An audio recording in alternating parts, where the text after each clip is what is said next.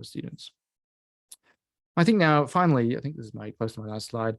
In terms of preparing students, I'm thinking now especially graduate students, to do research that has transparency and reproducibility at its core, and they're working with integrity and impact. I think these are quite fine keywords to use in the same context. We usually use these keywords in terms of like fraud and cheating and so on, but I think they work well for thinking about reproducibility as well.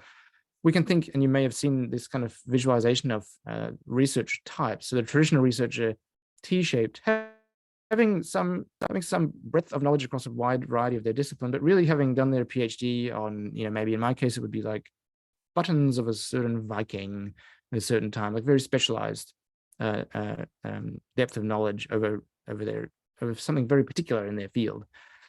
And so this is very typical for our typical graduate training, for example, something like this, where you do a dissertation, something very narrow and specialized, maybe not many people care, and then you have this kind of somewhat understanding of some things.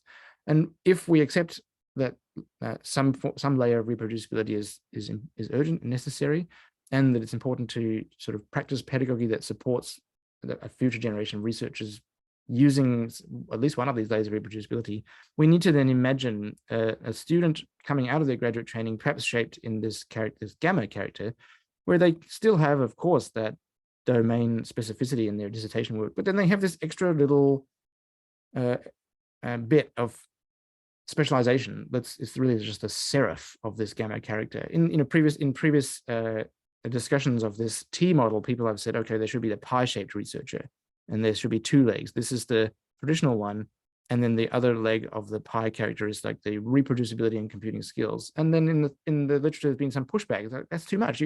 People can't do like 2 PhDs. It's already too short for, a normal PhD is very difficult to do anyway.